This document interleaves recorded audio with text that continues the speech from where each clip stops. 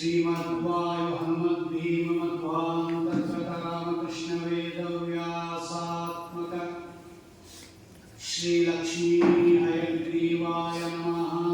हरि ओम्। करोतु मम कल्याणं हरिः हयं खादिदः गुरुश्च मध्वनामामे वरदोऽस्तु निरन्तरम्।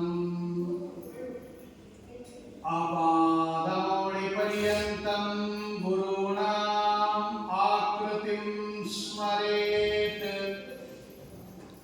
तेन विघ्नाः प्रणश्यन्ति सिद्ध्यन्ति च मनोरथाः।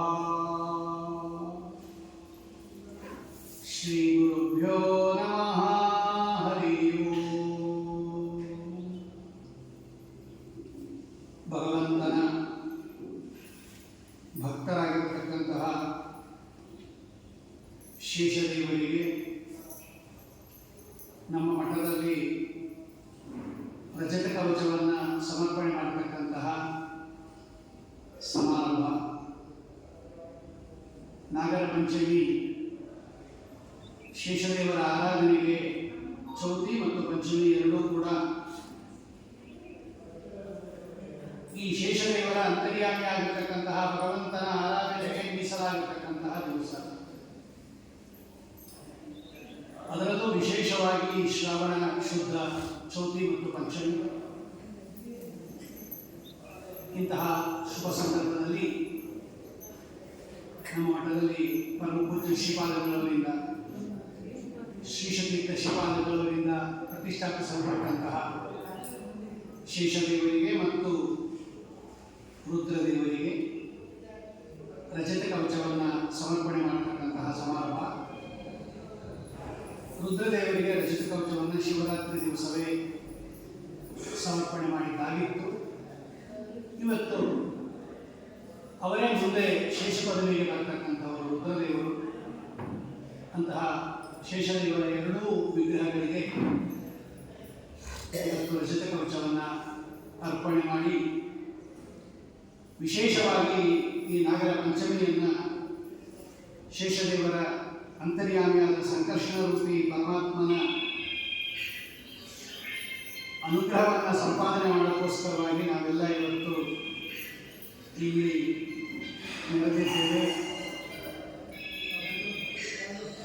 ಶೇಷದೇವರ ಬಗ್ಗೆ ಅವಶ್ಯ ತಿಳಿಯಬೇಕು. ನಾವು ನಮ್ಮ ತಾರತಮ್ಯ ಮತ್ತು ಸಿದ್ಧಾಂತ ತಾರತಮ್ಯದ ಮತದಲ್ಲಿ ಪ್ರತಿಯೊಬ್ಬ ದೇವತೆಗಳ ಅನುಗ್ರಹವೂ ಬೇಕು. ಯದ್ಯಪಿ ಭಗವಂತನೇ ಮೋಕ್ಷವನ್ನು ಕೊಡ್ತಕ್ಕಂಥವನು, ಆದರೆ ಆ ಸರ್ವೋತ್ತಮತ್ವ ಜ್ಞಾನ ಬರಬೇಕಾದ್ರೆ, ಭಗವಂತನ ಸರ್ವೋತ್ತಮತ್ವ ಜ್ಞಾನ ಬರಬೇಕಾದ್ರೆ ಅದೇ ಮೋಕ್ಷಕ್ಕೆ ಕಾರಣ. ಭಗವಂತನ ಉತ್ತಮೋತ್ತಮತ್ವ ಜ್ಞಾನ ಮೋಕ್ಷಕ್ಕೆ ಕಾರಣ. ಆ ಸರ್ವೋತ್ತಮತ್ವ ಜ್ಞಾನ ಬರಬೇಕಾದ್ರೆ ಆ ಸರ್ವರು ಯಾರು ಅನ್ನೋದು ಗೊತ್ತಾಗಬೇಕು. ಎಲ್ಲರಿಗಿಂತ ಉತ್ತಮ ಭಗವಂತ ಅಂದಾಗ ಆ ಎಲ್ಲರೂ ಅಂದರೆ ಯಾರು? ಹಾಗಾಗಿ ಈ ತಾರತಮ್ಯದಲ್ಲಿ ಬರ್ತಕ್ಕಂತಹ ಎಲ್ಲ ದೇವತೆಗಳ ಪರಿಚಯ ನಮಗಿರಬೇಕು. ಅವರವರ ಸ್ಥಾನಕ್ಕೆ ಅನುಗುಣವಾಗಿ ಅವರನ್ನು ಆರಾಧನೆ ಮಾಡಬೇಕು. ಅವರನ್ನು ಅಸ್ವತಂತ್ರರು ಅಂತ ತಿಳಿದು ಅಸ್ವತಂತ್ರರಾಗಿರ್ತಕ್ಕಂತಹ ಆ ಜೀವರ ಒಳಗಡೆ ಸ್ವತಂತ್ರನಾದ ಭಗವಂತ ಇದ್ದು ಅನುಗ್ರಹ ಮಾಡುತ್ತಾನೆ ಅನ್ನತಕ್ಕಂತಹ ಅನುಸಂಧಾನದಿಂದ ಪೂಜಾದಿಗಳನ್ನು ಮಾಡಿದಾಗ ಭಗವಂತ ವಿಶೇಷ ಅನುಗ್ರಹವನ್ನು ಮಾಡುತ್ತಾನೆ. ಟೀಕಾಕೃತ್ಪಾದರು ಒಂದು ಕಡೆ ಬರೀತಾರೆ, ನಚ ಅವಿದಿತ ಸ್ವರೂಪಸ್ಯ ಪ್ರಣಾಮೋ ಯುಕ್ತ. ಒಂದು ನಮಸ್ಕಾರ ಮಾಡಬೇಕಾದರೂ ಕೂಡ ಆ ವ್ಯಕ್ತಿ ಎಂಥವನು ಅಂತ ತಿಳ್ಕೊಂಡು ನಮಸ್ಕಾರ ಮಾಡಬೇಕಂತೆ. ಇಲ್ಲದೆ ಸುಮ್ಮನೆ ಹಂಗೆಲ್ಲ ನಮ್ಮಲ್ಲಿ ನಮಸ್ಕಾರ ಮಾಡೋಕ್ಕಾಗಲ್ಲ ಅಂತಾರೆ ಟೀಕಾಕೃತ್ಪಾದರು. ಆಚಾರ್ಯರು ಯಾಕೆ ಅಷ್ಟೊಂದು ವಿಶೇಷಣಗಳು ಕೊಟ್ಟಿದ್ದಾರೆ ಅಂತ ಹೇಳೋ ಸಂದರ್ಭದಲ್ಲಿ ನ್ಯಾಯಸುಧಾದಲ್ಲಿ ನೀವು ನಾರಾಯಣನಿಗೆ ನಮಸ್ಕಾರ ಮಾಡ್ತೀವಿ ಅಂದರೆ ನಾರಾಯಣ ಎಂಥವನು ಅಂತ ಗೊತ್ತಿಲ್ಲದೆ ನಮಸ್ಕಾರ ಮಾಡಿದರೆ ಅದು ಪ್ರಯೋಜನಕ್ಕೆ ಬರೋದಿಲ್ಲ. ಅವನ ಸ್ವರೂಪವನ್ನು ತಿಳಿದುಕೊಂಡು ಅವನು ನಮಗಿಂತ ಉತ್ತಮನಾಗಿದ್ದಾನೆ, ನಾನು ಅವನಿಗಿಂತ ಕಡಿಮೆ ಆಗಿದ್ದೀನಿ ಎನ್ನುವುದೇ ನಮಸ್ಕಾರದ ಮಾನಸಿಕ ಕ್ರಿಯೆ. ಮನಸ್ಸಿನಲ್ಲಿ ಮಾಡೋದು ನಮಸ್ಕಾರ ಅನ್ನೋದು ಮಾನಸಿಕ ಕ್ರಿಯಾ ಅಂತ ಟೀಕಾಕೃತ್ಪಾದರು. ಮನ ಪ್ರವಣತಾಹಿ ಬಂಧನ ಅಂದ್ರೆ ಏನು ಅಂದರೆ, ನಮಸ್ಕಾರ ಮಾಡುವಾಗ ನಾವು ಯಾರಿಗೆ ನಮಸ್ಕಾರ ಮಾಡ್ತೀವಲ್ಲ ಅವರು ನಮಗಿಂತ ದೊಡ್ಡವರು, ನಾವು ಅವರಿಗಿಂತ ಚಿಕ್ಕವರು ಅನ್ನೋ ಮನಸ್ಸಿನಲ್ಲಿ ಚಿಂತನೆ ಇದ್ದಾಗ ಮಾತ್ರ ನಮಸ್ಕಾರ ಅಂತ ಕರೆಯೋದು. ಆ ವ್ಯಕ್ತಿ ನಮಸ್ಕಾರ ಮಾಡ್ತಾ ಇದ್ದಾನೆ ಅಂತ ಗೊತ್ತಾಗೋದು ಆ ಪೋಸ್ಚರಿಂದ. ನೀವು ದೀರ್ಘದಂಡ ನಮಸ್ಕಾರ ಮಾಡ್ತಿರೋ, ಕೈ ಮುಗಿದ ನಮಸ್ಕಾರ ಮಾಡ್ತಿರೋ, ಇವನು ಮಾಡ್ತಾ ಇದ್ದಾನೆ ಅಂತ ಸೂಚನೆ ಮಾಡುತ್ತಷ್ಟೇ ಅದು ಕರಚರಣ ಸಂಯೋಗ. ಆದರೆ ನಿಜವಾಗ್ಲೂ ನಮಸ್ಕಾರ ಅಂದರೆ ನೀವು ನಮಗಿಂತ ಉತ್ತಮರು, ನಾನು ನಿಮಗಿಂತ ಚಿಕ್ಕವನು. ಯಾರಿಗೆ ನಮಸ್ಕಾರ ಮಾಡಿ ಈ ಅನುಸಂಧಾನ ಇರಬೇಕು ಅಂತ ಬರೀತಾರೆ ಅವರು. ಅದಕ್ಕೆ ಸುಧಾರ್ಥ ವ್ಯಾಖ್ಯಾನ ಬರೆದಿರ್ತಕ್ಕಂಥವರು. ಹಾಗೆ ಇವತ್ತು ಪ್ರಸಕ್ತವಾಗಿರ್ತಕ್ಕಂತಹ ಶೇಷದೇವರಿಗೆ ನಾವು ನಮಸ್ಕಾರ ಮಾಡುವಾಗ ಆ ಶೇಷದೇವರು ಎಂಥವರು ಅನ್ನೋ ಜ್ಞಾನ ಇದ್ದಾಗ ಮಾತ್ರ ಆ ನಮಸ್ಕಾರಕ್ಕೆ ಜಾಸ್ತಿ ಅನುಗ್ರಹ ಮಾಡ್ತಾರೆ. ಕೊಡೋದೇ ಇಲ್ಲ ಅಂತಲ್ಲ, ಕೊಟ್ಟು ಕಳಿಸ್ತಾರೆ, ಏನೋ ಒಂದು ಸ್ವಲ್ಪ ಕೊಡ್ತಾರೆ. ನಮಗೆ ಬೇಕಾಗಿರ್ತಕ್ಕಂತಹ ಅನುಗ್ರಹ ಮಾಡಬೇಕಾದ್ರೆ ಅವರು ಹೇಗೆ ಹೇಳಿದಾರೋ ಹಾಗೆ ಅನುಸಂಧಾನ ಮಾಡಬೇಕು. ಅದಕ್ಕೇನೆ ವೇದಗಳಲ್ಲಿ ಶೇಷದೇವರು ವೇದ ಪ್ರತಿಪಾದ್ಯರು. ಅವರು ಇಂದ್ರದೇವರ ಪರ್ಯಂತ ವೇದ ಪ್ರತಿಪಾದ್ಯತ್ವ ಇದೆ. ಇಂದ್ರದೇವರು ವೇದ ಪ್ರತಿಪಾದ್ಯರು, ಅವರಿಗಿಂತ ಮೇಲೆ ಇರತಕ್ಕಂತಹ ರುದ್ರದೇವರು, ಮೇಲೆ ಇರತಕ್ಕಂಥ ಗರುಡ ದೇವರು, ಶೇಷದೇವರು, ಸರಸ್ವತಿ ಭಾರತೀಯರು, ವಾಯು ಬ್ರಹ್ಮಾದೇವರು, ಮಹಾಲಕ್ಷ್ಮಿ ಮತ್ತು ಪರಮಾತ್ಮ, ಇವೆಲ್ಲ ವೇದ ಪ್ರತಿಪಾದ್ಯರು. ವೇದದಲ್ಲಿ ಇವರ ಮಹಿಮೆ ಎಲ್ಲ ವರ್ಣಿತವಾಗಿದೆ. ಅದೇ ವೇದದಲ್ಲಿ ಹೇಳಿರ್ತಕ್ಕಂಥದ್ದನ್ನು ಪುರಾಣಗಳಲ್ಲಿ ವರ್ಣನೆ ಮಾಡಿದ್ದಾರೆ. ಅನೇಕ ಪುರಾಣಗಳಲ್ಲಿ ಶೇಷದೇವರ ಮಹಿಮೆ ಇದೆ. ಅದಲ್ಲದೆ ಸ್ತೋತ್ರಗಳಿದೆ, ಅದಲ್ಲದೆ ದಾಸ ಸಾಹಿತ್ಯ ಇದೆ. ಇದೆಲ್ಲದರ ಸಾರವನ್ನ ಆ ದಾಸ ಸಾಹಿತ್ಯದ ಆ ಪ್ರಸಿದ್ಧ ದೇವರನಾಮ ಇದೆಯಲ್ಲ, ಈಗ ಅವರು ಹೇಳಿದ್ರು, ಬಲು ರಮ್ಯವಾಗಿದೆ ಶ್ರೀಹರಿಯ ಮಂಚ. ಆ ದೇವರ ನಾಮದಲ್ಲಿ ತುಂಬಾ ಚೆನ್ನಾಗಿ ಬರೆದಿದ್ದಾರೆ ಜಗನ್ನಾಥದಾಸರು. ಎರಡಿದೆ ಅದು, ಪುರಂದರದಾಸರು ಬರೆದಿದ್ದಾರೆ, ಅದೇ ತರ ಜಗನ್ನಾಥದಾಸರು ಬರೆದಿದ್ದಾರೆ. ಇದು ಬಲುರಮ್ಯವಾಗಿದೆ ಶ್ರೀಹರಿಯ ಮಂಚ ಅನ್ನೋದು ಜಗನ್ನಾಥದಾಸರು ಬರೆದಿರೋದು. ಶೃಂಗಾರವಾಗಿದೆ ಶ್ರೀಹರಿಯ ಮಂಚ ಅಂತ ಪುರಂದರದಾಸರು ಒಂದು ದೇವರ ನಾಮ. ಈ ದೇವರ ನಾಮದಲ್ಲಿ ಶೇಷದೇವರ ಎಲ್ಲ ಡೀಟೇಲ್ಸು ಕೊಟ್ಬಿಡ್ತಾರೆ ನೋಡಿ ಜಗನ್ನಾಥದಾಸರು. ಅವ್ರು ಎಂತವರು? ಮೊದಲು ಈ ಮಂಚ ಶಬ್ದ ಇದೆಯಲ್ಲ, ಇದು ಹೆಗ್ಗಳಿಕೆ ಶೇಷದೇವರು. ಅಲ್ಲಿ ಮೇಲ್ ನೋಡಿದ್ರೆ ಬಲುರಮ್ಯವಾಗಿದೆ ಶ್ರೀಹರಿಯ ಮಂಚ. ಶೇಷದೇವರ ಹೆಸರೇ ಇಲ್ಲ ಅಲ್ಲಿ, ಮಂಚ ಅಂತ ವರ್ಣನೆ ಮಾಡಿದ್ದಾರೆ ಜಗನ್ನಾಥದಾಸರು. ಹೌದು, ಭಗವಂತನಿಗೆ ಶೇಷದೇವರು ಆಸನ, ಶಯ್ಯ, ಛತ್ರ ಇಷ್ಟು ಸೇವೆ ಮಾಡ್ತಾರೆ. ಛತ್ರ ಸೇವೆಯನ್ನು ಮಾಡ್ತಾರೆ. ನಾವು ಭಾಗವತದಲ್ಲಿ ನೋಡಿದ್ದೀವಿ, ವಸುದೇವ ಕೃಷ್ಣನನ್ನು ಕರ್ಕೊಂಡು ಹೋದಾಗ ತುಂತುರು ಮಳೆ ಬರ್ತಾ ಇತ್ತು. ಮಧುರಾಪಟ್ಟಣದಿಂದ ಗೋಕುಲಕ್ಕೆ ಕರ್ಕೊಂಡು ಹೋಗುವಾಗ ಶ್ರಾವಣ ಮಾಸ ಇದೆ, ಗೋಕುಲಾಷ್ಟಮಿ ಮುಂದಿನ ವಾರ ಬರುತ್ತೆ, 15 ದಿವಸಕ್ಕೆ. ತುಂತುರು ಮಳೆ ಬಿದ್ದಾಗ ಶೇಷದೇವರು ದೊಡ್ಡದಾಗಿ ತಮ್ಮ ಹೆಡೆಯನ್ನು ಬಿಚ್ಚಿ ಛತ್ರ ಸೇವೆಯನ್ನ ಮಾಡಿದರು ಅಂತ ಭಾಗವತದಲ್ಲಿದೆ. ಆಸನನೂ ಹೌದು, ಶೇಷಾಸನ ಅಂತಾನೆ ಹೆಸರು ಭಗವಂತನಿಗೆ. ಶೇಷದೇವರ ಮೇಲೆ ಕೂತು ಇದ್ದಾನೆ, ಶೇಷದೇವರ ಮೇಲೆ ಮಲಗಿದ್ದಾನೆ, ಶೇಷದೇವರನ್ನ ಛತ್ರವಾಗಿ ಉಳ್ಳವನಾಗಿದ್ದಾನೆ ಭಗವಂತ. ಏನಿದು ದೊಡ್ಡ ವಿಷಯ ಅಂತ ನಮಗೆ ಅನಿಸ್ಬೋದು. ಆದರೆ ಶ್ರೀಮದಾಚಾರ್ಯರು ದ್ವಾದಶ ಸ್ತೋತ್ರದಲ್ಲಿ ಬರೀತಾರೆ, ಅನ್ಯ ಸ್ವರೈಹಿ ದುರಾಪಾಂ. ಈ ಭಗವಂತನಿಗೆ ಆಸನ ಆಗುವುದಾಗಲಿ, ಈ ಭಗವಂತನಿಗೆ ಮಂಚ ಆಗುವುದಾಗಲಿ, ಈ ಭಗವಂತನಿಗೆ ಛತ್ರ ಆಗುವುದಾಗಲಿ, ಏನು ಸೇವೆ ಇದೆ ಅನ್ಯಸುರೈ ದುರಾಪ, ಬೇರೆಯವರಿಗೆ ಸಿಗೋದಿಲ್ಲ ಅಂತಾರೆ ಶ್ರೀಮದಾಚಾರ್ಯ. ವಿಶ್ವಸ್ಥಿತಿ ಪ್ರಲಯ ಸರ್ಗ ಮಹಾವಿಭೂತಿ ವೃತ್ತಿ ಪ್ರಕಾಶ ನಿಯಮ ಆವೃತ್ತಿ ಬಂದ ಮೋಕ್ಷ ಅನ್ನೋ ಆ ದ್ವಾದಶ ಸ್ತೋತ್ರದಲ್ಲಿ ಇಂದ್ರದೇವರಿಗೂ ಕೂಡ ಈ ಒಂದು ಅನುಗ್ರಹ ಭಗವಂತ ಮಾಡಿದ. ಅವ್ರಿಗೂ ಸಿಗಲ್ಲ ಇದು. ಆ ಶೇಷ ಪದವಿಗೆ ಬರ್ತಕ್ಕಂಥವ್ರು ಯಾರ್ಯಾರಿದ್ದಾರೆ ಅರ್ಹರಾಗಿರ್ತಕ್ಕಂಥ ದೇವತೆಗಳು ಅವರಿಗೆ ಮಾತ್ರ ಈ ಭಗವಂತನಿಗೆ ಆಸನ ಮಂಚ ಇದು ಛತ್ರ ಆಗತಕ್ಕಂತಹ ಒಂದು ಯೋಗ್ಯತೆ. ಅದಕ್ಕೆ ದಾಸರಾಯರು ಮಂಚ ಅಂತಾನೆ ವರ್ಣನೆ ಮಾಡಿಬಿಟ್ಟಿದ್ದಾರೆ. ಬಲು ರಮ್ಯವಾಗಿದೆ ಶ್ರೀಹರಿಯ ಮಂಚ. ಯಾವಾಗಲೂ ಭಗವಂತನನ್ನ ತಮ್ಮ ಮೇಲೆ ಮಲಗಿಸ್ಕೊಂಡಿರ್ತಾರಂತೆ ಅವರು. ಸರ್ಪಶಯನ ಅಂತಾನೆ ಹೆಸರು ಭಗವಂತನಿಗೆ, ನಾಗಶಯನ ಅಂತಾನೆ ಹೆಸರು, ಅನಂತಶಯನ ಅಂತಾನೆ ಹೆಸರು. ಶೇಷದೇವರ ಮೇಲೆ ಮಲಗಿದಾನೆ ಅನ್ನೋದೇ ಭಗವಂತನಿಗೆ ಒಂದು ಬಿರುದು. ಯಾವಾಗಲೂ ಭಗವಂತನ ಸಂಪರ್ಕವನ್ನು ಹೊಂದಿರತಕ್ಕಂಥವರು ಮುಕ್ತ ಶೇಷರು ಮುಕ್ತ ಪರಮಾತ್ಮನನ್ನು ಮಲಗಿಸ್ಕೊಂಡಿರ್ತಾರೆ.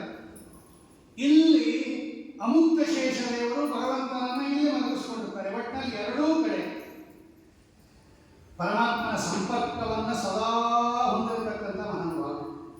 ಅದಕ್ಕೆ ಬಲುರಮ್ಯವಾಗಿದೆ ಶ್ರೀಹರಿಯ ಮಂಚ.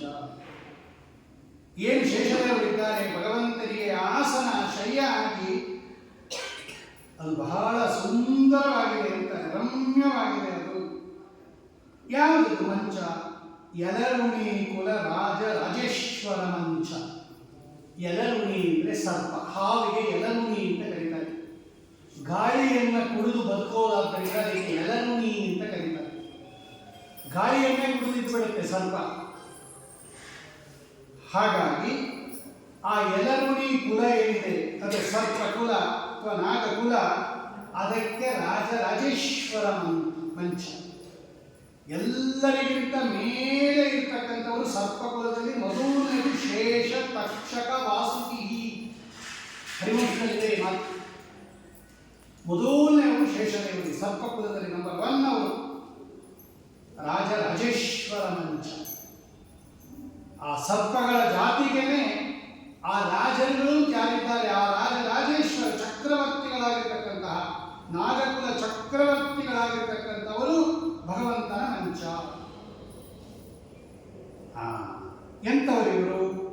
ಪವನ ತನಯ ಮಂಚ, ಪಾವನತರ ಮಂಚ. ಶೇಷದೇವರು ವಾಯುದೇವರಿಂದ ಉತ್ಪತ್ತಿಯಾಗಿರ್ತಕ್ಕಂಥದ್ದು. ಶ್ರೀಮದಾಚಾರ್ಯರ ಮಹಾಭಾರತ ತಾತ್ಪರ್ಯದಲ್ಲಿ ಬರೀತಾರೆ. ಗರುಡದೇವರು ಬ್ರಹ್ಮದೇವರಿಂದ ಉತ್ಪತ್ತಿಯಾಗಿದ್ದರೆ ಶೇಷದೇವರು ವಾಯುದೇವರಿಂದ ಉತ್ಪತ್ತಿಯಾಗಿದ್ದಾರೆ. ಅದಕ್ಕೆ ಬರೀತಾರೆ ಪವನ ತನಯ ಮಂಚ, ಪಾವನತರ ಮಂಚ. ವಾಯುದೇವರಿಗೆ ಪವನ ಅಂತ ಹೆಸರು. ಅಂತಹ ಪವನನಿಂದ ಉತ್ಪನ್ನವಾಗಿರ್ತಕ್ಕಂಥದ್ದಾದ್ದರಿಂದ ಅವರ ಮಗ ಅವರು. ಆದ್ದರಿಂದ ಅದು ಪಾವನತರ ಮಂಚ, ಅತ್ಯಂತ ಪವಿತ್ರವಾಗಿರ್ತಕ್ಕಂಥದ್ದು. ಭುವನತ್ರಯ ಹೊತ್ತ ಭಾರಿ ಮಂಚ. 3 ಲೋಕಗಳನ್ನು ತಲೆ ಮೇಲೆ ಧಾರಣೆ ಮಾಡಿರ್ತಕ್ಕಂಥವರು ಶೇಷದೇವರು, ಸಾಮಾನ್ಯ ಅಲ್ಲ. ಭುವನತ್ರಯವ ಹೊತ್ತ ಭಾರಿ ಮಂಚ. ನೋಡಿ, ಒಂದೊಂದೇ ಶೇಷದೇವರ ವಿಷಯವನ್ನು ನಮಗೆ ತಿಳಿಸ್ಕೊಡ್ತಾರೆ ದೇವನಾಮದಲ್ಲೂ. ಮೊದಲು ಭಗವಂತನಿಗೆ ಮುಕ್ತರಲ್ಲಿ ಅಮುಕ್ತರಾಗಿದ್ದಾಗಲೂ ಕೂಡ ಶಯ್ಯಾಸನ ಛತ್ರ ರೂಪದಿಂದ ಸೇವೆ ಮಾಡ್ತಾ ಇರ್ತಕ್ಕಂತಹ ಮಹಾನುಭಾವರು ಶೇಷದೇವರು. ಅಂದರೆ ಭಗವಂತನ ನಿರಂತರ ಸಂಪರ್ಕವನ್ನು ಹೊಂದಿರತಕ್ಕಂಥವರು. ಇಡೀ ಸರ್ಪಗಳ ಕುಲಕ್ಕೆ ಚಕ್ರವರ್ತಿಗಳಾಗಿರ್ತಕ್ಕಂಥವರು ರಾಜರಾಜೇಶ್ವರ ಮಂಚ. ಇದೆಲ್ಲ ಮಂಚ ಅಂದರೆ ಶೇಷದೇವರು ಅಂತ ಅರ್ಥ. ಆ ಭಗವಂತನಿಗೆ ಆ ಸೇವೆಯನ್ನು ಮಾಡ್ತಾರೆ ಎಂದ್ಬಿಟ್ಟು ಅದೇ ಶಬ್ದದಿಂದ ವರ್ಣನೆ ಮಾಡಿದ್ದಾರೆ ದಾಸರಾಯರು. ಭುವನತ್ರಯವ ಹೊತ್ತ ಭಾರಿ ಮಂಚ. ಅನಾಯಾಸವಾಗಿ ಧಾರಣೆ ಮಾಡಿದ್ದಾರೆ. ಸಾಸಿವೆ ಕಾಳಿನಂತೆ 3 ಲೋಕಗಳನ್ನು, ಅಂದರೆ ಅಧೋಲೋಕ, ಅಂತರಿಕ್ಷ ಲೋಕ, ಮಧ್ಯಲೋಕ, ಊರ್ಧ್ವಲೋಕಗಳನ್ನು ಅನಾಯಾಸವಾಗಿ ಧಾರಣೆ ಮಾಡಿದ್ದಾರೆ ಶೇಷದೇವರು. ಆಮೇಲೆ ಕಿವಿಗಳಿಲ್ಲದ ಮಂಚ ಶ್ರೀನಿಕೇತನ ಮಂಚ. ಈ ಹಾವುಗಳಿಗೆ ಕಿವಿಗಳಿರೋದಿಲ್ಲ, ಅದಕ್ಕೆ ಹಾವುಗಳಿಗೆಲ್ಲ ಗೋಕರ್ಣ ಅಂತ ಕರೀತಾರೆ. ಗೋಕರ್ಣ ಅಂತ ಹಾವಿಗೆ ಹೆಸರು. ವಾದಿರಾಜ ಸ್ವಾಮಿಗಳು ಗೋಕರ್ಣ ಕ್ಷೇತ್ರವನ್ನು ವರ್ಣನೆ ಮಾಡುವಾಗ ಗೋಕರ್ಣ ಭಾಸಿತಾಂಗ ಪ್ರತ್ಯುಪಕುರ್ವನ್ನಿವಾಂಬಿಕಾ ರಮಣ ಅಂತ ಬರೀತಾರೆ. ಹಾವುಗಳಿಗೆ ಗೋಕರ್ಣ ಅಂತ ಯಾಕೆ ಕರೀತಾರೆ ಅಂದರೆ, ಈ ಗೋ ಅಂದರೆ ಕಣ್ಣು, ಕಣ್ಣಿಗೆ ಗೋ ಅಂತ ಕರೀತಾರೆ. ಗೋ ಶಬ್ದಕ್ಕೆ ಅನೇಕ ಅರ್ಥ ಇದೆ, ಅದರಲ್ಲಿ ಒಂದು ನೇತ್ರ ಅಂತ ಗೋ ಶಬ್ದಕ್ಕೆ. ಅದೇ ಕರ್ಣ ಅಂದರೆ ಗೋ ನೇತ್ರವೇ ಕರ್ಣವಾಗಿ ಉಳ್ಳದ್ದಾದ್ದರಿಂದ ಅದಕ್ಕೆ ಗೋಕರ್ಣ ಅಂತ ಕರೀತಾರೆ ಹಾವಿಗೆ. ಅರ್ಥಾತ್ ಕಣ್ಣಿದೆಯಲ್ಲ ಅದೇ ಕಿವಿ ಕೆಲಸ ಮಾಡಿಬಿಡುತ್ತಂತೆ ಹಾವಿಗೆ. ಹಾವಿಗೆ ಬೇರೆ ಕಿವಿ ಇಲ್ಲ. ವಾದಿರಾಜ ಸ್ವಾಮಿಗಳು ಬರೀತಾರೆ, ಈ ಕಾಳಿಂಗ ಮರ್ದನವನ್ನ ಮಾಡೋ ಕಾಲಕ್ಕೆ ಈ ಕಚ್ಚಕ್ಕೆ ಹೋದಂತೆ ಇವನು ಕಾಳಿಂಗ ಕೃಷ್ಣನನ್ನು ಆ ಮಡುವಿನಲ್ಲಿ ಧುಮುಕಲಾಗ. ಅಲ್ಲ, ಕೃಷ್ಣ ಪರಮಾತ್ಮನನ್ನ ಕಚ್ಚಕ್ಕೆ ಹೋದಲ್ಲ ಈ ಕಾಳಿಂಗ ಅಂತ ಯಾರಾದರೂ ಸಂಶಯ ಬಂದರೆ ವಾದಿರಾಜರು ಹೇಳ್ತಾರೆ, ಆ ಮೇಲೆ ಕುಣಿತಾ ಇರತಕ್ಕಂತಹ ಕೃಷ್ಣನ ಮಹಿಮೆ ಇವನು ಗೊತ್ತಿಲ್ಲ, ಅವನು ಯಾರು ಅಂತ ಗೊತ್ತಿದ್ದರೆ ಕಚ್ಚುತ್ತಾ ಇರಲಿಲ್ಲ. ಆ ಕೃಷ್ಣ ಯಾರು ಅಂತ ಇವನು ಗೊತ್ತಿಲ್ಲ, ಯಾಕೆ ಅಂದ್ರೆ ಇವನಿಗೆ ಕಿವಿ ಇಲ್ಲ ಅಂತ ಬರೀತಾರೆ. ಕಿವಿ ಇದ್ದಿದ್ರೆ ಇವನ ಮಹಿಮೆ ಜಗತ್ತಿನಲ್ಲಿ ಕೊಂಡಾಡ್ತಾ ಇರೋದನ್ನು ಕೇಳಿ ಕೇಳಿ ಕೇಳಿ ತಿಳ್ಕೋತಾ ಇದ್ದ. ಇಷ್ಟೆಲ್ಲ ಜನಗಳು ಅವನನ್ನ ಕೊಂಡಾಡ್ತಾ ಇದ್ದಾರೆ ಕೃಷ್ಣವನ್ನ, ಇವನಿಗೆ ಕಿವಿ ಇಲ್ಲ, ಅದಕ್ಕೆ ಇವನಿಗೆ ಅವನ ಮಹಿಮೆ ಗೊತ್ತಾಗಿಲ್ಲ, ಕಚ್ಚಕ್ಕೆ ಹೋಗ್ತಾ ಇದ್ದಾನೆ ಅಂತ ಬರೀತಾರೆ ವಾದಿರಾಜ ಸ್ವಾಮಿ. ಅರ್ಥಾತ್ ಸರ್ಪಕ್ಕೆ ಕಿವಿಗಳಿಲ್ಲ ಆದ್ದರಿಂದ ಕಿವಿಗಳಿಲ್ಲದ ಮಂಚ ಶ್ರೀನಿಕೇತನ ಮಂಚ. ಯಾವುದೋ ಮಂಚ ಅಂತ ತಿಳ್ಕೊಬೇಡಬೇಡಿ, ಶ್ರೀನಿಕೇತನ, ಭಗವಂತನಿಗೆ ಶ್ರೀನಿಕೇತನ ಅಂತ ಹೆಸರು. ಅಂದರೆ ಲಕ್ಷ್ಮೀದೇವಿಗೆ ವಾಸಸ್ಥಾನ ಆಗಿರೋದ್ರಿಂದ ಅವನಿಗೆ ಶ್ರೀನಿಕೇತನ ಅಂತ ಕರೀತಾರೆ. ಅಂತಹ ಶ್ರೀನಿಕೇತನಾಗಿರತಕ್ಕಂತಹ ಮಂಚ ಭಗವಂತನ ಶೇಷದೇವರು. ಶಿವರೂಪದಲ್ಲಿ ಹಿಂದೆ ಹರಿಯ ನುಡಿಸಿದ ಮಂಚ. ಈ ರುದ್ರದೇವರು ಹಿಂದೆ ರುದ್ರದೇವರಾಗಿ ಮುಂದಿನ ಕಲ್ಪದಲ್ಲಿ ಶೇಷ ಪದವಿಗೆ ಹೋಗಲು. ಇವತ್ತು ಈ ಅನುಸಂಧಾನ ಮಾಡಬೇಕು. ಈ ಕಡೆ ಶೇಷದೇವ ರುದ್ರದೇವರನ್ನು ನೋಡ್ತಾ ಇದ್ದೀರ ನೀವು. ಆ ರುದ್ರದೇವರೇ ಮುಂದಿನ ಬ್ರಹ್ಮಕಲ್ಪದಲ್ಲಿ ಶೇಷ ಪದವಿಗೆ ಹೋಗ್ತಾರೆ. ಅವರು ಯಾಕೆ ಹೋಗ್ತಾರೆ? ರುದ್ರದೇವರಾಗಿದ್ದಾಗ ಭಗವಂತನನ್ನ ಚೆನ್ನಾಗಿ ಒಲಿಸಿದ್ದರಿಂದ ಹರಿಕಥಾ ಸಂದರ್ಭದಲ್ಲಿ ತನ್ನು 40 ವರ್ಷ ಲವಣ ಸಮುದ್ರದಲ್ಲಿ ತಪವಾಗೈದು ಹರಿಯ ಪರ್ಯಂಕ ವೈದಿದೆಯೋ ಮಹಾದೇವ. ಅಷ್ಟು ತಪಸ್ಸು ಮಾಡಿ ಸಾಧನೆಯನ್ನ ಮಾಡಿಕೊಂಡು ಶೇಷ ಪದವಿಗೆ ಹೋಗಿ ಮುಕ್ತರಾಗುತ್ತಾರೆ ಅವರು. ನೇರ ರುದ್ರ ಪದವಿಯಿಂದ ಮೋಕ್ಷ ಇಲ್ಲ, ಮುಂದೆ ಶೇಷ ಪದವಿಗೆ ಹೋಗಿ ಮುಕ್ತರಾಗುತ್ತಾರೆ ಅವರು. ಅದನ್ನು ತೋರಿಸ್ತಾರೆ ನೋಡಿ. ಅವರು ನಮಸ್ಕಾರ ಮಾಡುವಾಗ ಹಿಂಗೆ ಚಿಂತನೆ ಮಾಡಬೇಕಂತೆ. ಈ ಕಡೆ ರುದ್ರದೇವರಲ್ಲ, ಇವರೇ ಮುಂದಿನ ಬ್ರಹ್ಮಕಲ್ಪದಲ್ಲಿ ಶೇಷ ಪದವಿಗೆ ಹೋಗೋದು. ಈ ಶೇಷ ಪದವಿ ಈಗಿರೋರು ಹಿಂದಿನ ಕಲ್ಪದಲ್ಲಿ ರುದ್ರದೇವರಾಗಿದ್ದರು. ಶಿವರೂಪದಲ್ಲಿ ಹಿಂದೆ ಹರಿಯ ನುಡಿಸಿದ ಮಂಚ ಬಲು ರಮ್ಯವಾಗಿದೆ ಶ್ರೀಹರಿಯ ಮಂಚ.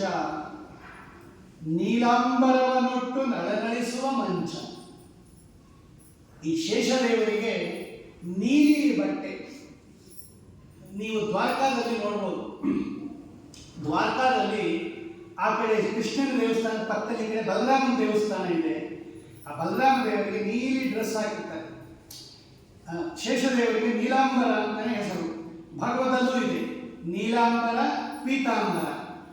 ಅಕ್ರೂರ ಕರಿಯಕ್ಕೆ ಹೋದಾಗ ಗೋಕುಲಕ್ಕೆ ಹಾಲು ಕರಿತಾ ಕೂತಿದ್ದರಂತೆ ಇವರು, ಕೃಷ್ಣ ಮತ್ತು ಬಲರಾಮ. ಈ ಕೃಷ್ಣ ಪೀತಾಂಬರ ಉಟ್ಕೊಂಡಿದ್ದ, ಬಲರಾಮ ನೀಲಾಂಬರ ಉಟ್ಕೊಂಡಿದ್ದ ಅಂತ ಭಾಗವತದಲ್ಲೇ ಇದೆ. ಆದ್ದರಿಂದ ನೀಲಾಂಬರಧರ ಅಂತಾನೆ ಕರೀತಾರೆ ಅವರಿಗೆ. ಅದನ್ನು ಕರೀತಾರೆ ಅವರು. ನೀಲಾಂಬರವನ್ನುಟ್ಟು ನಳನಳಿಸುವ ಮಂಚ, ನಾಲಿಗೆ ಎರಡುಳ್ಳ ನೈಜ ಮಂಚ. ಒಂದೊಂದು ಹೆಡೆಗೆ ಎರಡೆರಡು ನಾಲಿಗೆ. ಅದಕ್ಕೆ ಸರ್ಪಗಳಿಗೆಲ್ಲ ದ್ವಿಜಿಹ್ವ ಅಂತ ಇನ್ನೊಂದು ಹೆಸರು. ಒಂದು ಅದಕ್ಕೆ ಹಿಂಗೆ ಆ ಹಾವು ನಾಲಿಗೆ ತೆಗೆಯುವಾಗ ನೋಡ್ರಿ, ಅದು ಸೀಳು ಬಿಟ್ಟಿದೆ. ಅದು ನಮ್ಮ ಥರ ಇದೆಲ್ಲ ಕ್ಲೋಸ್ ಇಲ್ಲ, ಅದು ಒಂದೇ ನಾಲಿಗೆ ಅಲ್ಲ, ಮತ್ತಿದ ಸೀಳಿದೆ ಅದು. ಹಾಗಾಗಿ ಅದು ಎರಡು ನಾಲಿಗೆ ಅದು ಹಿಂಗೆ ಬಿಟ್ಟಾಗ ನೋಡ್ಬೇಕಾದ್ರೆ. ಅಂಥದ್ರಲ್ಲಿ ಶೇಷದೇವರಿಗೆ 1,000 ಹೆಡೆ ಇಂಟು 2 2,000 ನಾಲಿಗೆ ಶೇಷದೇವರಿಗೆ. 2,000 ನಾಲಿಗೆಯಿಂದ ಪರಮಾತ್ಮನನ್ನು ಸ್ತೋತ್ರ ಮಾಡ್ತಾ ಇರ್ತಾರಂತ್ರಿ ಅವರು. ಅಂತ ಮಹಾನುಭಾವರು. ವಯಂ ಸಹಸ್ರ ವದನಾಪಿ ಸುಮಧ್ವರಿಗೆ 11ನೇ ಸರ್ಗದಲ್ಲಿ ತೋರಿಸ್ತಾರೆ. ನಮಗೆ ಭಗವಂತನ ಮಹಿಮೆ ಹೇಳಕ್ಕೆ ಅಪಾರ. ನಾವು 2,000 ನಾಲಿಗೆಯಿಂದ ಹೇಳ್ತಾ ಇದ್ರು ಮುಗಿದಿಲ್ಲ ಅಂತಾರೆ ಅವರು. ನಾಲಿಗೆ 2 ನೈಜ ಮಂಚ. ಒಂದೊಂದು ಹೆಡೆಗೆ 2 ನಾಲಿಗೆಯಂತೆ 2,000 ನಾಲಿಗೆ ನೋಡಿ. 40 ಕಲ್ಪದಿ ತಪವ ಮಾಡಿದ ಮಂಚ, ತಾಲ ಮುಸಲ ಹಲವ ಪಿಡಿದುವುದೀ ಮಂಚ. ಅವರ ಆಯುಧಗಳೇ ಅದು. ಹಲ ಮುಸಲ. ಹಲ ಅಂದರೆ ನೇಗಿಲು, ಮುಸಲ ಅಂದರೆ ಮನೆಗೆ. ಬಲರಾಮದೇವರಾಗಿದ್ದಾಗಲೂ ಹಲ ಮುಸಲ ಆಯುಧರಾಯ ನಮಃ. ಮೂಲ ರೂಪದಲ್ಲೂ ಅಷ್ಟೇ ಅವರು. ಮುಸಲ ಹಲವ ಪಿಡಿದಿಹದೀ ಮಂಚ, ಬಲು ರಮ್ಯವಾಗಿದೆ ಶ್ರೀಹರಿಯ ಮಂಚ. ಇದು ಮೂಲ ರೂಪ ಆಯಿತು. ಇಷ್ಟು ಈಗ ಅವತಾರ ರೂಪ ತೋರಿಸ್ತಾರೆ ನೋಡ್ರಿ. ರಾಮನ ಅನುಜನಾಗಿ ರಣವ ಜಯಿಸಿದ ಮಂಚ ಲಕ್ಷ್ಮಣ. ಎಷ್ಟು ಸೇವಾ ಮಾಡಿದ್ದಾರೆ ಲಕ್ಷ್ಮಣನಾಗಿದ್ದಾಗ ಅಂತ ಹೇಳಿದ್ರೆ, ನಿಜವಾದ ಅಷ್ಟು ಸೇವೆ ಮಾಡಿದ್ದಾರೆ ಅನ್ನೋಕ್ಕಿಂತ ಮುಂಚೆ ಅಷ್ಟು ಸೇವೆಯನ್ನು ಭಗವಂತ ಕೊಟ್ಟಿದ್ದಾನೆ. ರಾಮನ ಅನುಜನಾಗಿ ರಣವ ಜಯಿಸಿದ ಮಂಚ. ರಾವಣನ ಜೊತೆಯಲ್ಲಿ ಯುದ್ಧ ಮಾಡೋ ಕಾಲಕ್ಕೆ ರಾವಣನ ಆಯುಧ ಬಂದು ಬಿದ್ದು ಬಿಡುತ್ತೆ. ಶಕ್ತಿಯಾಯುಧ ಬಂದು ಲಕ್ಷ್ಮಣನ ಮೇಲೆ ಬಿದ್ದಾಗ ಕೇವಲ ತಮ್ಮ ಕೃಪಾಬಲದಿಂದ ರಾಮದೇವರು ಸರಿ ಮಾಡಿಬಿಡ್ತಾರೆ. ಕೇವಲ ತಮ್ಮ ಕಣ್ಣಿನ ನೋಟದಿಂದ ಒಂದ್ಸಲ ಹಿಂಗೆ ಸವರುತ್ತಾರೆ, ಎಲ್ಲ ಸರಿ ಹೋಗ್ಬಿಡುತ್ತೆ. ರಾಮನ ಅನುಜನಾಗಿ ರಣವ ಜಯಿಸಿದ ಮಂಚ, ತಾಮಸ ರುದ್ರನನ್ನು ಪಡೆದ ಮಂಚ, ಭೀಮ ವರಜನರು ಆವೇಶಿಸಿದ ಮಂಚ. ಅರ್ಜುನನ ಒಳಗಡೆ ಶೇಷದೇವರ ಆವೇಶ ಇದೆ. ನರ, ಅದಕ್ಕೆ ಅವರಿಗೆ ನರಾವೇಶ ಅಂತ ಕರೀತಾರೆ. ಅರ್ಜುನನಿಗೆ ಕಾಲ. ಭೀಮನ ಅನುಜನಗಳು ಆವೇಶಿಸಿದ ಮಂಚ, ಅರ್ಥಾತ್ ಅರ್ಜುನನ ಒಳಗಡೆ ಉತ್ಕೃಷ್ಟವಾಗಿರ್ತಕ್ಕಂತಹ ರೀತಿಯಲ್ಲಿ ಆವೇಶವನ್ನು ಹೊಂದಿರತಕ್ಕಂಥದ್ದು. ಜೀಮೂತ ಮಂಡಲವ ತಡೆಗಟ್ಟಿದ ಮಂಚ. ಜೀಮೂತ ಮಂಡಲ ಅಂದರೆ ಮೇಘಮಂಡಲವನ್ನು ತಡೆದಿರ್ತಕ್ಕಂತಹ ಮಂಚ. ಜೀವನಾಮಕನಿಸಿ ವ್ಯಾಪ್ತನಾಗಿ ಹಳಿಯ ಸೇರಿಸಿ ಸುತಿವಸುವ ದಿವ್ಯ ಮಂಚ. ಜೀವ ನಿಯಾಮಕರು, ಜೀವೋತ್ತಮರು ವಾಯುದೇವರಾದರೆ ಜೀವ ನಿಯಾಮಕರು ಶೇಷದೇವರು.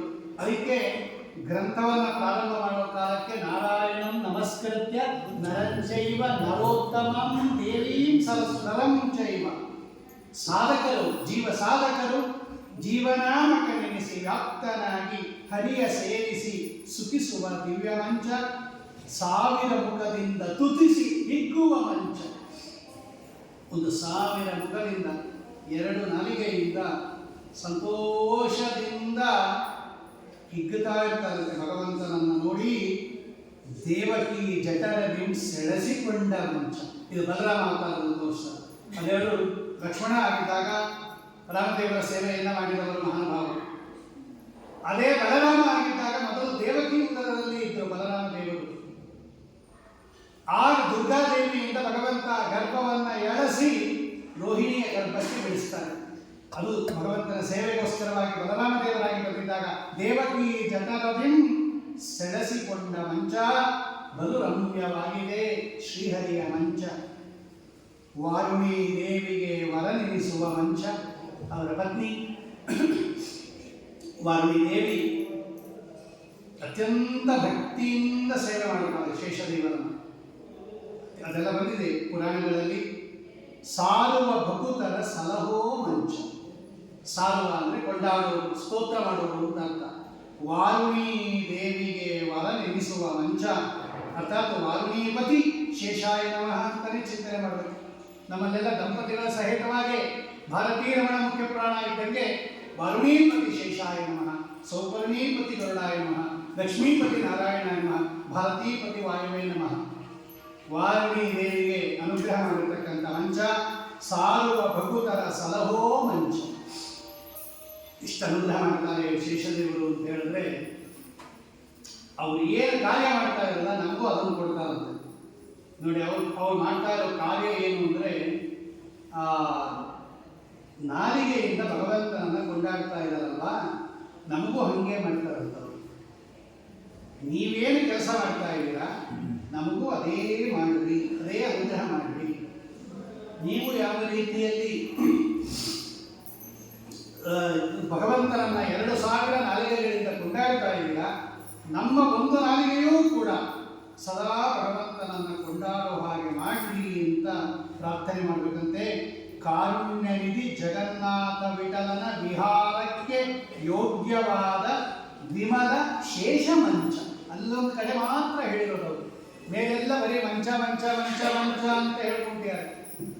ಯಾವುದು ಮಂಚವನ್ನು ವರ್ಣನೆ ಮಾಡ್ತಾ ಇದ್ದಾರೆ ಅಂತ ಬಂದಾಗ, ಜಗನ್ನಾಥ ವಿಠಲನ ವಿಹಾರಕ್ಕೆ ಯೋಗ್ಯ ನಿಧಿಸುವ ಕಾರುಣ್ಯ ನಿಧಿ ಜಗನ್ನಾಥ ವಿಠಲನ ವಿಹಾರಕ್ಕೆ ಯೋಗ್ಯವೆನಿಸಿದ ಶೇಷ ಮಂಚ ಬಲುರಮ್ಯವಾಗಿದೆ ಶ್ರೀಹರಿಯ ಮಂಚ ಅಂತ. ಇದೆಲ್ಲ ಪುರಾಣಗಳಲ್ಲಿ ಇರ್ತಕ್ಕಂಥ ಕಥಾ. ಎಲ್ಲ ಕಡೆ ಇವರು ಏನೇನು ವರ್ಣನೆ ಮಾಡಿದ್ದಾರೆ ಜಗನ್ನಾಥದಾಸರು ಶೇಷದೇವರನ್ನ. ಈ ಶೇಷದೇವರ ಈ ಮಹಿಮೆ ವೇದಗಳಲ್ಲಿ, ಪುರಾಣಗಳಲ್ಲಿ, ಸ್ತೋತ್ರಗಳಲ್ಲಿ ಎಲ್ಲ ಕಡೆ ಬಂದಿರತಕ್ಕಂಥದ್ದು. ಅಂತಹ ಶೇಷದೇವರನ್ನ ಆರಾಧನೆ ಮಾಡತಕ್ಕಂತಹ ಪರಮ ಪವಿತ್ರವಾದ ದಿವಸ ನಾಗಪಂಚಮಿ. ಇಂತಹ ನಾಗಪಂಚಮಿಯ ಪವಿತ್ರ ದಿವಸದಲ್ಲಿ ಅವರ ಆರಾಧನೆ, ಅವರ ಸ್ತೋತ್ರ, ವಿಶೇಷವಾಗಿ ಈ ನಾಗ ಆರಾಧನೆ ಮಾಡತಕ್ಕಂಥದ್ದು ಈ ಚರ್ಮ ರೋಗಗಳ ಪರಿಹಾರಕ್ಕೋಸ್ಕರವಾಗಿ. ಇವತ್ತು ಎಲ್ಲೆಲ್ಲಿ ಬೇಕಾದ್ರೆ ನೋಡಿ, ಕುಕ್ಕೆ ಸುಬ್ರಹ್ಮಣ್ಯಕ್ಕೆ ಹೋಗ್ರಿ, ಘಾಟಿ ಸುಬ್ರಹ್ಮಣ್ಯಕ್ಕೆ ಹೋಗ್ರಿ, ಉಪ್ಪು ಮೆಣಸು ಹಾಕಿರ್ತಾರೆ ನೋಡಿ. ಈ ಸರ್ಪಗಳ ಹತ್ರ ಉಪ್ಪು ಮೆಣಸು ಹಾಕಿ ಅದೊಂದು ಪದ್ಧತಿ. ಹಾಗೆಯೋರು ಉಪ್ಪು ಮೆಣಸು ಹಾಕಿರೋದು.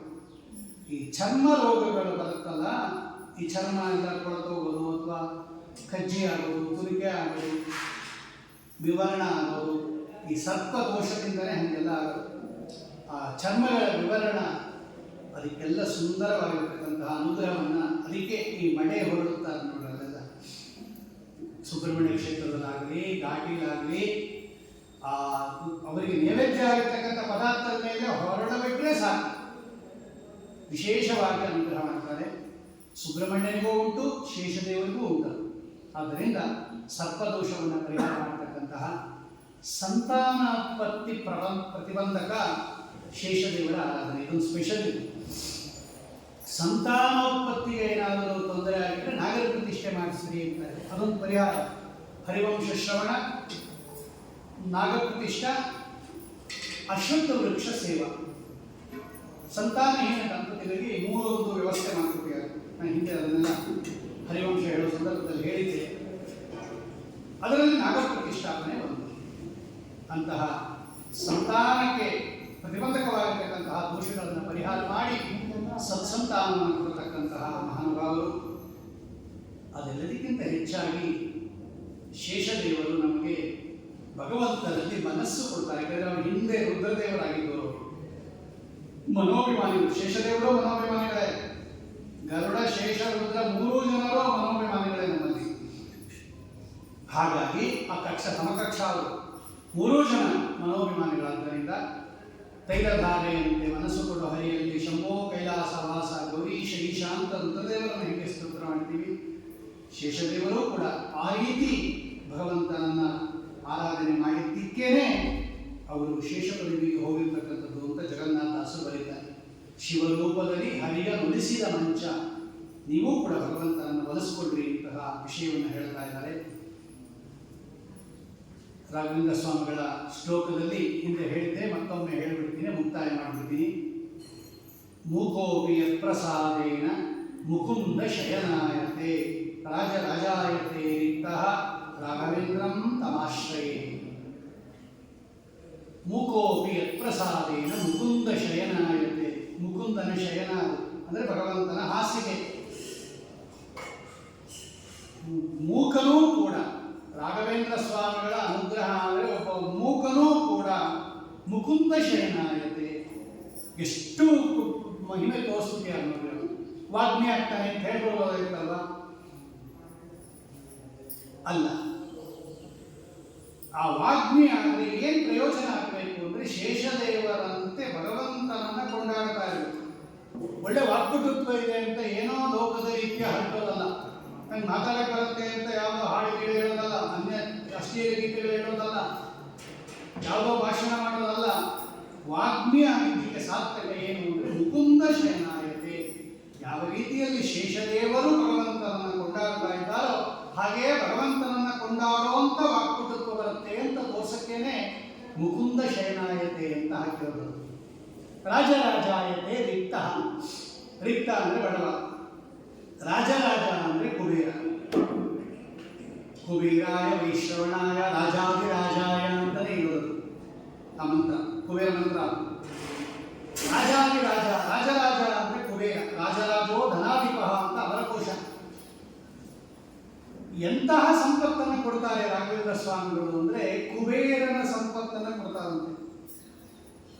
ಕುಬೇರನ ಸಂಪತ್ತು ಅದು ಎಂಥ ಸಂಪತ್ತು ಅಂದರೆ ಭಗವಂತನ ಕಾರ್ಯಕ್ಕೆ ವಿನಿಯೋಗ ಆಗುವ ಸಂಪತ್ತು. ಸಂಪತ್ತು ಮುಖ್ಯ ಅಲ್ಲ, ಅದು ಎಲ್ಲಿ ವಿನಿಯೋಗ ಆಗುತ್ತೆ ಅನ್ನೋದು ಮುಖ್ಯ. ಕುಬೇರ ಶ್ರೀನಿವಾಸ ದೇವರಿಗೆ ಸಾಲ ಕೊಟ್ಟವನು, ಜ್ಞಾಪಕ ಇಟ್ಕೊಳ್ತೀವಿ. ಯಾರ ಹತ್ರ ಬೇಕಾದ್ರೂ ತಗೋಬೋದಾಯ್ತಲ್ಲ ಭಗವಂತ. ಲಕ್ಷ್ಮೀದೇವಿ ಹತ್ರನೇ ಸಾಲ ತಗೋಬೋದಾಯ್ತಲ್ಲ, ಅವಳು ಇವನಿಗಿಂತ ಬೇಕಾದಷ್ಟು ಶ್ರೀಮಂತಳಲ್ವಾ. ಕುಬೇರನ್ನ ಕಾಣಿಸ್ಕೊಂಡ ಅಂದರೆ ಕುಬೇರನಿಗೆ ಭಗವಂತ ಒಂದು ಅನುಗ್ರಹ ಮಾಡಲ್ಲ. ಲೋಕದಲ್ಲಿ ಕುಬೇರ ಅಂದರೆ ಶ್ರೀಮಂತ ಅನ್ನೋ ಅರ್ಥ ಇಟ್ಕೊಂಡು ಅದು ಬರೀ ಕುಬೇರನ್ನ ಕೇಳಿದ್ದಲ್ಲ, ನಮ್ಮನ್ನೆಲ್ಲ ಕೇಳ್ತಾ ಇದ್ದಾನೆ ಭಗವಂತ. ನಿಮ್ಮ ಹತ್ರ ಇರುವ ಹಣವನ್ನು ನನಗೆ ಕೊಡ್ರಿ, ಅರ್ಥಾತ್ ನಿಮ್ಮ ಹತ್ರ ಇರತಕ್ಕಂಥ ಹಣವನ್ನು ನನಗೆ ವಿನಿಯೋಗ ಮಾಡ್ರಿ. ಕುಬೇರ ಏನು ಹೇಳ್ದ? ತವಾದೀನಂ ಜಗತ್ ಸರ್ವಂ. ಇಡೀ ಜಗತ್ತು ನಿನಗೆ ಸೇರಿದ್ದು ಭಗವಂತ. ಇಲ್ಲಿರುವ ಸಾಲು, ಇಲ್ಲಿರುವ ಸಂಪತ್ತು, ನಾನು ಎಲ್ಲ ಸೇರಿ ಇಡೀ ಜಗತ್ತು ನಿನ್ನದು. ನೀ ಕೊಟ್ಟಿರೋ ಪದಾರ್ಥ ನಾನು ಇಟ್ಕೊಂಡಿರೋದು, ನಾನೇ ಕೊಡ್ಲಿ ಅಂತ. ಇಂತಹ ಸುಂದರ ಸಂಪತ್ತು, ಅಹಂಕಾರ ಬರದೇ ಇರತಕ್ಕಂಥ ಸಂಪತ್ತು, ಭಗವಂತನ ಸಂಪತ್ತು ಅಂತ ತಿಳ್ಕೊಳ್ತಕ್ಕಂತಹ ಸಂಪತ್ತನ್ನು ರಾಯರು ಕೊಡ್ತಾರೆ ಅನ್ನೋದನ್ನು ತೋರ್ಸಕ್ಕೋಸ್ಕರ ರಾಜಾಯತೆ ರಿಕ್ತಃ ರಾಘವೇಂದ್ರಂ ತಮಾಶ್ರಯ. ಎಂಥ ಸಂಪತ್ತು ಕೊಡ್ತಾರೆ? ದುರಹಂಕಾರ ಪಡುವ ಸಂಪತ್ತು ಬೇಡ ನಮಗೆ, ಅನ್ಯ ವಿನಿಯೋಗ ಆಗುವ ಸಂಪತ್ತು ಬೇಡ ನಮಗೆ, ಭಗವಂತನನ್ನು ಮರೆಸ್ತಕ್ಕಂಥ ಸಂಪತ್ತು ಬೇಡ ನಮಗೆ. ಭಗವಂತನ ಸೇವೆಗೆ ಮೀಸಲಾದ ಸಂಪತ್ತು ಬೇಕು, ಅದು ಕುಬೇರನ ಸಂಪತ್ತು. ಭಗವಂತನನ್ನು ಕೊಂಡಾಡುವ ನಾಲಿಗೆ ಬೇಕು, ಅದು ಶೇಷದೇವರ ನಾಲಿಗೆ. ಅದಕ್ಕೆ ಅದು ಎರಡು ಹಾಕಿರೋದು, ಮುಕುಂದ ಶಯನಾಯತೆ ರಾಜರಾಜಾಯತೆ. ಇಂತಹ ಶೇಷದೇವರ ವಿಷಯವನ್ನು ರಾಯರ ಸ್ತೋತ್ರದಲ್ಲೂ ಬಂದಿದೆ ಅಲ್ಲ. ಆದ್ದರಿಂದ ಅಂತಹ ಶೇಷದೇವರ ಆರಾಧನಾ ದಿವಸ ವಿಶೇಷವಾಗಿ ಪ್ರತಿದಿನವೂ ಆರಾಧನೆ ಮಾಡಬೇಕು. ಇವತ್ತು ಶ್ರಾವಣ ಶುಕ್ಲ ಪಕ್ಷದ ಪಂಚಮಿ. ಇವತ್ತು ಶೇಷದೇವರ ಅಂತರ್ಯಾಮಿಯಾದಂತಹ, ಯಾರು ಸ್ವತಂತ್ರವಾಗಿ ಒಂದು ಮಾತ್ರ ತಿಳ್ಕೊಂಡ್ಬಿಡ್ರಿ, ಎಲ್ಲರೂ ಭಗವಂತನ ಅನುಗ್ರಹದಿಂದಲೇ ಈ ಕೀರ್ತಿಯನ್ನು ಸಂಪಾದನೆ ಮಾಡಿರೋದು. ಹಾಗಾಗಿ ಅದು ವೈಷ್ಣವ ಸಂಪ್ರದಾಯ ಅಂತರ್ಯಾಮ ಭಗವಂತನ ಪೂಜೆನೇ. ಅದು ತಂತ್ರಸಾರದಲ್ಲಿ ಶ್ರೀಮದ್ ಆಚಾರ್ಯ ಹೇಳುತ್ತಾರೆ ಸ್ಪಷ್ಟವಾಗಿ, ಬರೀ ನಾಗಪ್ಪನ ಪೂಜೆ ಮಾಡಿದರೆ, ಬರೀ ಗರುಡದೇವರನ್ನ ಪೂಜೆ ಮಾಡಿದರೆ, ಬರೀ ವಾಯುದೇವರನ್ನ ಪೂಜೆ ಮಾಡಿದರೆ ಆ ದೇವತೆಗಳು ತಗೊಳ್ಳೋದಿಲ್ಲಂತೆ. ಆಚಾರ್ಯ ತಂತ್ರಸಾರದಲ್ಲಿ ಬರೀತಾರೆ, ಹಂಗೆ ನಾವು ತಗೊಂಬೋದಿಲ್ಲ, ನಮಗೇನಿದ್ರು ಭಗವಂತನ ಪ್ರಸಾದನೇ ಬರಬೇಕಂತಾರು. ಆದ್ದರಿಂದ ಪ್ರತಿಯೊಂದು ಭಗವಂತನಿಗೆ ಅರ್ಪಣೆ ಮಾಡಿ ಆಮೇಲೆ ಪ್ರಸಾದತ್ವೇನ ದೇವತೆಗಳಿಗೆ ಕೊಡಬೇಕು. ಅವರನ್ನು ಪೂಜೆ ಮಾಡುವಾಗ ಅಂತರ್ಯಾಮಿನ ಪ್ರತೀಕೆ ನಹಿ ಸಹ ಒಳಗಡೆ ಇದ್ದಾರೆ ಭಗವಂತ ಅನ್ನೋ ದೃಷ್ಟಿಯಿಂದ ಮಾಡಬೇಕು ಅನ್ನೋದು ಒಂದು ಸಿದ್ಧಾಂತ. ಹಾಗೆ ರುದ್ರಾಂತರ್ಗತ ಸಂಕರ್ಷ, ಶೀಶಾಂತರ್ಗತ ಸಂಕರ್ಷಣ ಅವೆಲ್ಲ ಸಮಾನ ಕಕ್ಷಾದಲ್ಲಿ ಬಂದಿರತಕ್ಕಂಥವರಾದ್ದರಿಂದ ಅಂತಹ ಎರಡೂ ಪೂಜೆಯನ್ನು ಇವತ್ತು ಯಥಾಶಕ್ತಿ ಯಥಾಮತಿ ಮಾಡಿದ್ದೇವೆ. ರುದ್ರದೇವರ ಕವಚವನ್ನು ಸಮರ್ಪಣೆ ಮಾಡುವ ದಿವಸ ಅವತ್ತು ಸಂಕಲ್ಪ ಮಾಡಿ ಶೇಷದೇವರಿಗೂ ಕೂಡ ಕವಚ ಆಗಬೇಕು ಅಂತ ಸಂಕಲ್ಪ ಮಾಡಿದಾಗ ಅನೇಕ ಭಗವದ್ಭಕ್ತರು ಕೈ ಜೋಡಿಸಿ ಮಾಡಿಸ್ಬೇಕು ಅಂತಿದೆ, ನೀವೆಲ್ಲ ಸಹಾಯ ಮಾಡಬೇಕು ಅಂತ ಹೇಳಿದಾಗ ವಿಶೇಷವಾಗಿ ನೀವೆಲ್ಲ ಆ ಕವಚಕ್ಕೆ, ರಚಿತ ಕವಚಕ್ಕೆ ಸಹಾಯ ಮಾಡಿದ್ದೀರಿ. ಪ್ರತಿಯೊಬ್ಬರಿಗೂ ಅವರವರ ಯೋಗ್ಯತಾನುಸಾರವಾಗಿ ಮಾಡಿದ್ದಾರೆ, ವಿಶೇಷವಾಗಿ ಮಾಡಿದ್ದಾರೆ, ಸಾಮಾನ್ಯವಾಗಿ ಮಾಡಿದ್ದಾರೆ.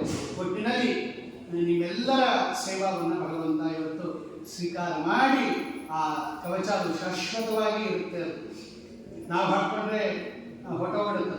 ಆದರೆ ಭಗವಂತನಿಗೆ ಅರ್ಪಣೆ ಮಾಡಿದ ಪದಾರ್ಥ ಲಕ್ಷ್ಯವಾಗುತ್ತೆ ಅಂತ ಹೇಳಿ ಯಾರ್ಯಾರು ಈ ಉತ್ಕೃಷ್ಟವಾಗಿರ್ತಕ್ಕಂತಹ ಶೇಷದೇವರ ರಜತ ಕವಚಕ್ಕೆ ಅವತ್ತು ಏನು ನಾವು ಶಿವರಾತ್ರಿ ದಿವಸ ಅನೌನ್ಸ್ ಮಾಡಿದ್ವಿ, ಅವತ್ತು ಎಲ್ಲರೂ ಕೂಡ ಉತ್ಸಾಹದಿಂದ ಮುಂದೆ ಬಂದು ರಾಯರ ಶೇಷದೇವರ ಸೇವಾವನ್ನು ಮಾಡಿದ್ದೀರಾ. ಇವತ್ತು ಆ ಸುದಿನ ಬಂದಿದೆ, ನೀವೇ ಎಲ್ಲ ನೋಡ್ತಾ ಇದ್ದೀರಾ.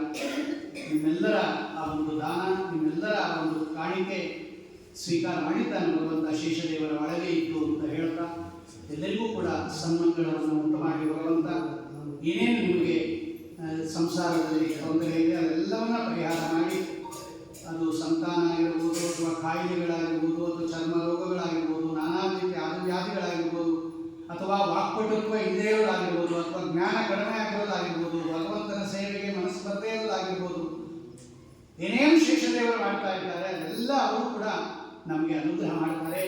ಅದು ಬಹು ವಿಶೇಷ ಕಾರುಣ್ಯ ಅವರು ಶೇಷದೇವರು ಅಂತಹ ಕರುಣಾಶಾಲಿಗಳಾಗಿರ್ತಕ್ಕಂತಹ ಶೇಷದೇವರ ವಾಗ್ನೇಪತಿ ಶೇಷದೇವರು ನಮಗೆಲ್ಲ ನಿಮಗೆಲ್ಲ ಅನುಗ್ರಹ ಮಾಡಲಿ ಅಂತ ಹೇಳಿ ಅವರ ಒಂದು ಆರಾಧನಾ ದಿವಸದಲ್ಲಿ ಅವರೇ ಹೇಳಿರ್ತಕ್ಕಂಥ ದಿವರ್ತಕ ಅಂತಹ ಆ ವಾಕ್ ರೂಪ ಸೇವಾವನ್ನು ಅವರ ಅಂತರ್ಯಾಮಿಯಾಗಿರ್ತಕ್ಕಂತಹ ರುದ್ರಾಂತರ್ಗತ, ಶೇಷಾಂತರ್ಗತ, ಭಾರತೀಯ ಮುಖ್ಯಪ್ರಾಣಾಂತರ್ಗತ, ಜಯಾಪತಿ ಶ್ರೀ ಸಂಕರ್ಷಣಮೂರ್ತಿ ಅಭಿನ್ನ ನಮ್ಮ ಕ್ಷೇತ್ರದಲ್ಲಿ ವಿರಾಜಮಾನರಾಗಿರ್ತಕ್ಕಂತಹ ಪ್ರಹ್ಲಾದ ವರದ ಶ್ರೀ ಲಕ್ಷ್ಮೀ ನರಸಿಂಹದೇವರ ಪಾದಾರವಿಂದಗಳಲ್ಲಿ ಈ ಎರಡು ವಾಕ್ಕುಸುಮವನ್ನು ಸಮರ್ಪಣೆ ಮಾಡ್ತಾ ಇದ್ದೇನೆ. ಶ್ರೀಕೃಷ್ಣ ಅರ್ಪಣಮಸ್ತು, ಶ್ರೀಮದ್ವೇಷ ಅರ್ಪಣಮಸ್ತು.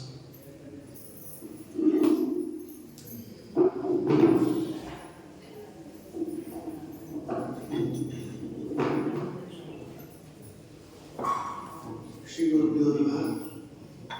ಆಚಾರ್ಯರು